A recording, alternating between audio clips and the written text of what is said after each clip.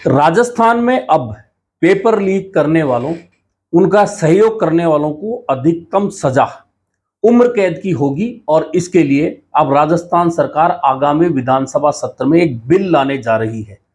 यह घोषणा खुद मुख्यमंत्री अशोक गहलोत ने एक ट्वीट के जरिए की है कि अब अधिकतम जो सीमा है सजा की पेपर लीक मामले में, उसमें उम्र कैद होगी।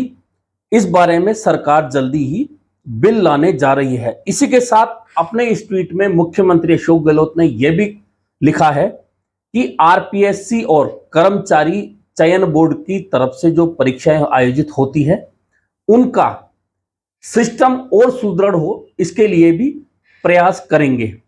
यानी कि सरकार की जो छवि पेपर लीक को लेकर लगातार सवालों के घेरे में रही है। हालांकि यह भी सही है कि राजस्थान में पेपर लीक को लेकर कानून बन चुका है। पेपर लीक करने वाले बहुत सारे मुजरिम सरकार के शिकंजे में, पुलिस के शिकंजे में हैं और सजा अब यदि उम्र कैद हो जाती है, वैसे तो पहले से जो निर्धारित सजा थी, ट्रायल के बाद उन्हें वह मिलती, यह एक अलग मैटर है। लेकिन चूंकि अब मामला उम्र कैद का है और उम्र कैद के लिए सरकार बिल लाने जा रही है, तो यह सरकार की छवि सुधारने का एक बहुत बड़ा काम होगा। इसके लेकिन राजनीतिक मायने निकाले जाने लगे हैं और राजनीतिक मायने निकाले जा रहे हैं सचिन पायलट समर्थकों की ओर से। कहा जा रहा है कि यह सचिन पायलट की जीत है कि मुख्यमंत्री ने इस तरह की घोषणा की है। लेकिन जहां तक मुझे मालूम है, यह बात भी सही है कि सचिन पायलट ने पेपर लीक के मामलों को लेकर आवाज उठाई। उन्होंने कहा कि पेपर लीक का सिस्टम जहां से हुआ उसमें बड़े लोग शामिल हैं, वरना तिजोरी से पेपर बाहर कैसे आ सकता है।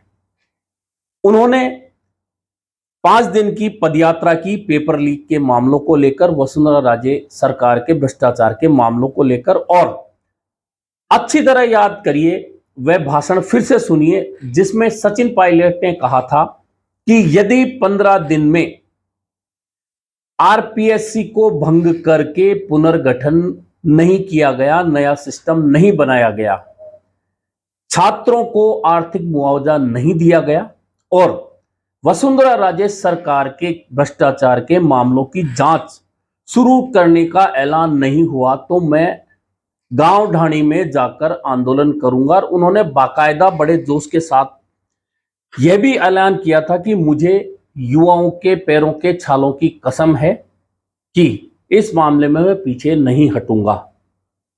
और आज जब मुख्यमंत्री अशोक गहलोत ने यह घोषणा की है कि पेपर लीक के आरोपियों की अधिकतम सजा उम्र कैद हो और आरपीएससी तथा कर्मचारी चयन बोर्ड में पेपर लीक की जो प्रक्रिया हुई है उसे रोककर परीक्षा की प्रक्रिया को किस तरह मजबूत किया जाए, सुदृढ़ किया जाए, इस बारे में मुख्यमंत्री ने घोषणा की है। और विधानसभा का जो आगामी सत्र आ रहा है जल्दी ही, उसमें इस बारे में बिल लाया जाएगा। लेकिन हर चीज के राजनीतिक मायने होते हैं क्योंकि चुनावी वर्ष है और सचिन पायलट समर्थकों ने कहा है कि यह सचिन पायलट की जीत है। राजनीति में हर नेता और उसके समर्थक हर बात का श्रेय लेना चाहते हैं, इसमें कोई बुराई भी नहीं है और सचिन पायलट के समर्थक भी वही कर रहे हैं। लेकिन जहां तक मुझे याद है या आप सबको याद है या आप लोगों ने सचिन पायलट के भाषण सुने होंगे, उसमें उन्होंने कहीं भी आरोपियों को सजा को लेकर या आरोपियों को ले क्या कानून बने, इस बारे में कोई चर्चा नहीं की। उनकी तो सीधी सीधी मांग आरपीएससी के पुनर्गठन की थी और छात्रों को आर्थिक मुआवजा दिए जाने की थी और वसुंधरा राजे के भ्रष्टाचार की जांच किए जाने की थी। अब यदि परीक्षा का सिस्टम सुदृढ़ होता है लेकिन आरपीएससी का सिस्टम सेम वही रहता है, तो कैसे कह सकते हैं कि सचिन पायलट की यह मांग पूरी हुई है। छात्रों को अभी तक आर्थिक मुआवजे की मांग पूरी नहीं हुई है और इसे लेकर मुख्यमंत्री अशोक गहलोत कह चुके हैं कि ऐसी मांग करना बौद्धिक दिवालियापन है।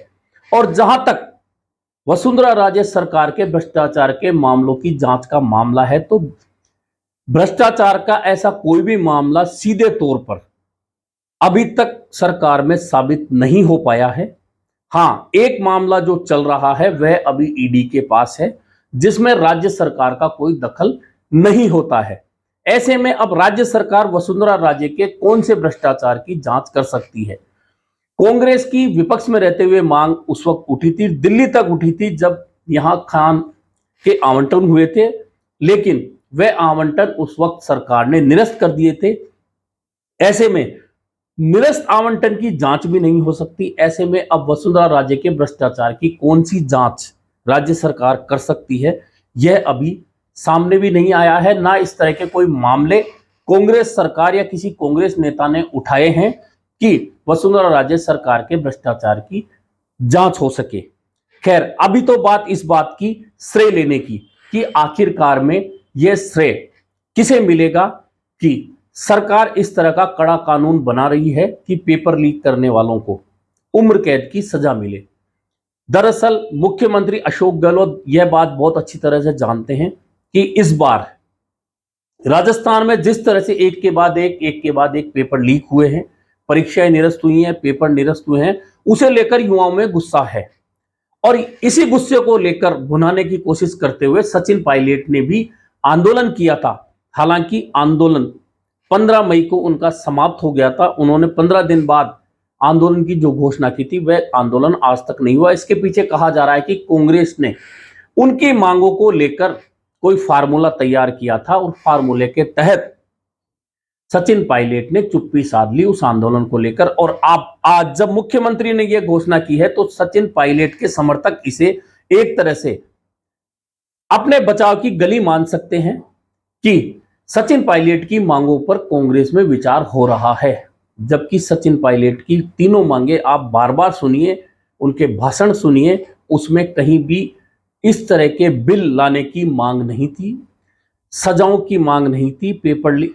हाँ, उनकी मांग सीधे सीधे आरपीएससी के पुनर्गठन की थी। वह पुनर्गठन इस सरकार में फिलहाल नहीं होने जा रहा। ना इस तरह की कोई योजना मुख्यमंत्री ने सामने रखी है, ना कांग्रेस सरकार ने रखी है, ना मुख्यमंत्री ने कहा है कि बिल जो लाएंगे उसमें आरपीएससी के पुनर्गठन की बात होगी। हाँ, उन्होंने यह जरूर कहा है कि जो पेपर का सिस्टम है, परीक्षा का सिस्टम, उसे सुदृढ़ किया जाएगा। और यह निश्चित तौर पर हर सरकार करती है, हर एजेंसी करती है। जब पुराना सिस्टम में कहीं लीक होता है, कहीं खामियां होती है तो वह लीक होता है। लेकिन क्योंकि इस समय कांग्रेस में जो अंतर्द्वंद चला आ रहा है उसके समापन का रास्ता देखा जा रहा है।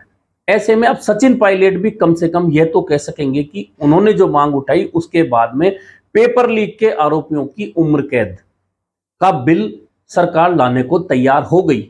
ऐसे में सचिन पायलट को कांग्रेस में रहने और जनता को कहने के लिए एक रास्ता मिलता हुआ नजर आ रहा है। लेकिन क्या यही रास्ता सचिन पायलट के लिए काफी होगा? बात असल यह है, अब इस रास्ते के अपनाए जाने के बाद सचिन पायलट कांग्रेस में कोई भी पद लेने को तैयार हो जाएंगे या उस फार्मूले पर तैयार हो जाएंगे जो दिल्ली ने तैयार किया है, फिलहाल बाहर नहीं आया, जिसे लेकर चर्चाएं हैं। और बार बार चर्चाएं यह भी होती है कि सचिन पायलट को मनाने के लिए राहुल गांधी भावुक रूप से उनसे चर्चा कर रहे हैं और कह रहे हैं। और सचिन पायलट ने भी राहुल गांधी पर सब कुछ छोड़ दिया है कि राहुल गांधी जो कहेंगे, जो करेंगे वे उन्हें मान्य होगा। लेकिन क्या राहुल गांधी वास्तव में सचिन पायलट के लिए कुछ करना चाहते हैं? प्रियंका गांधी वास्तव में सचिन पायलट के लिए कुछ करना चाहती है? क्या आप लोग यह बात मान सकते हैं कि जो राहुल गांधी कांग्रेस अध्यक्ष नहीं है, लेकिन कांग्रेस की हर रणनीतिक बैठक में वे होते हैं, हर राज्य की बैठक में वे होते हैं, हर फैसले में कहीं ना कहीं राहुल गांधी की सहमति होती है। ऐसे में सचिन पायलट का ऐसा क्या मैटर है कि राहुल गांधी और प्रियंका गांधी चाहें और कांग्रेस पार्टी में वह नहीं हो पा रहा? यह बात मैं कई बार कह चुका हूं, कई बार बता चुका हूं और फिर बता रहा हूं कि यदि कांग्रेस में गांधी परिवार का कोई भी सदस्य यह चाहे कि फला नेता को हम यह स्थान देना चाहते हैं तो क्या कांग्रेस में कोई रोक सकता है? मल्लिकार्जुन खड़गे रोक सकते हैं, केसी वेणुगोपाल रोक सकते हैं, अशोक गहलोत उस फैसले को रोक सकते हैं, तो कोई भी इस बात को मानने को तैयार नहीं होगा। दरअसल कांग्रेस में जो अंतर्द्वंद चल रहा है उसमें राजस्थान के मसलों को लेकर यह तो तय है कि अशोक गहलोत को फिलहाल कांग्रेस छोड़ने की स्थिति में नहीं है, नाराज करने की स्थिति में नहीं है। और अशोक गहलोत की जो सहमति होगी उस सहमति के आधार पर ही सचिन पायलट कांग्रेस में पद पाएंगे। कौन सा पद पाएंगे, नहीं पाएंगे, राजस्थान में उनकी भूमिका क्या होगी, यह सब कहीं ना कहीं अशोक गहलोत की सहमति के बाद ही होगा। और आपने देखा होगा कि जिस 29 मई की मीटिंग के बाद में सचिन पायलट ने अपना आंदोलन स्थगित कर दिया था, उसमें मूल रूप से जो मुख्य चर्चा हुई थी वह अशोक गहलोत, राहुल गांधी, मल्लिकार्जुन खड़गे और केसी वेणुगोपाल के बीच ही हुई थी। उसके बाद में अकेले केसी वेणुगोपाल ने पिछले दिनों सचिन पायलट से बात की थी, उसमें राहुल गांधी या मल्लिकार्जुन खड़गे नहीं थे। और उसके बाद केसी वेणुगोपाल जयपुर आकर अशोक गहलोत, सुखजिंदर सिंह रंधावा और गोविंद सिंह डोटासरा के साथ बैठकर एक मीटिंग करके गए थे 1 घंटे तक की, जिसे बताया गया था। कुल मिलाकर जो राजस्थान में सब कुछ चल रहा है उसमें कांग्रेस ये तो तय है कि चाहती है कि अब कहीं ना कहीं सहमति बन जाए और अशोक गहलोत और सचिन पायलट एक मंच पर कांग्रेस के लिए भाषण दें, कांग्रेस के लिए वोट मांगे। और अशोक गहलोत ने पहले भी कहा था कि मैं सबको साथ लेकर चलना चाहता हूं। और यह जो पेपर लीक के आरोपियों को उम्र कैद की सजा दिलाने वाली जो बात है, वह पहला कदम अशोक गहलोत की तरफ से उठाया गया है कि आरपीएससी तो भंग नहीं हो सकती, आरपीएससी का पुनर्गठन करना फिलहाल संभव नहीं है क्योंकि संवैधानिक बॉडी है। इतने बड़ी संख्या में पेपर लीक हुए, इतने छात्रों को आर्थिक मुआवजा दिया जाना भी संभव नहीं है। और वसुंधरा राजे सरकार के खिलाफ ऐसा कोई भी मामला, कोई भी कांग्रेस नेता किसी पुलिस थाने में, किसी एसओजी में, किसी एसीबी में नहीं चल रहा जिसकी कि राजस्थान सरकार जांच करे। यानी कि सचिन पायलट की जो मूल मांगे हैं वे तो साइडलाइन हो ही चुकी हैं। फिर भी सचिन पायलट के लिए कहने को तो एक मौका रहेगा कि हां, उन्होंने आंदोलन किया था, उसके बाद सरकार को पेपर लीक के आरोपियों के खिलाफ कड़ा कानून बनाने के लिए कदम उठाना पड़ा, बिल लाना पड़ा। कुल मिलाकर अब दिल्ली को रास्ता मिलेगा सचिन पायलट को संतुष्ट करने का, और सचिन पायलट को भी संतुष्ट होना ही पड़ेगा क्योंकि इसके अलावा उनके पास भी अब कोई रास्ता ज्यादा बचा नहीं है, ज्यादा ऑप्शन नहीं है, क्योंकि चुनाव सिर पर हैं और 80-90 दिन के बाद में आचार संहिता लग जाएगी। ऐसे में सचिन पायलट जल्द से जल्द पार्टी में सेट होकर अपने समर्थक विधायकों को, नेताओं को संतुष्ट करने का प्रयास करेंगे कि हां, मैं अब पार्टी में रहकर उनकी लड़ाई लड़ सकता हूं। कुल मिलाकर सारा मामला अब समझता दिख रहा है अशोक गहलोत के पाले में। पहले भी अशोक गहलोत के हाथ से कुछ निकला नहीं था, चाहे वह 25 सितंबर का घटनाक्रम हो, चाहे सचिन पायलट का अनशन हो, चाहे सचिन पायलट का आंदोलन हो, कहीं भी अशोक गहलोत के हाथ से बाजी जाती हुई नहीं दिखाई दी थी। सचिन पायलट कमजोर पड़ते हुए दिखाई दिए थे। लेकिन अब यदि सहमति बनती है और सचिन पायलट कांग्रेस में रहकर अब कांग्रेस का काम करते हैं, तो हां, भविष्य में उनके लिए रास्ते जरूर खुल सकते हैं, रास्ते जरूर बन सकते हैं। लेकिन उन्हें भी अपना सिस्टम बदलना होगा। उस सिस्टम को वो कितना बदल पाएंगे, आगे कितना, किस तरह आगे बढ़ पाएंगे, यह अब देखने वाली बात होगी। कुल मिलाकर अब इंतजार होगा विधानसभा सत्र में पेपर लीक को लेकर राज्य सरकार की ओर से लाए जाने वाले कड़े कानून और बिल के पास होने का।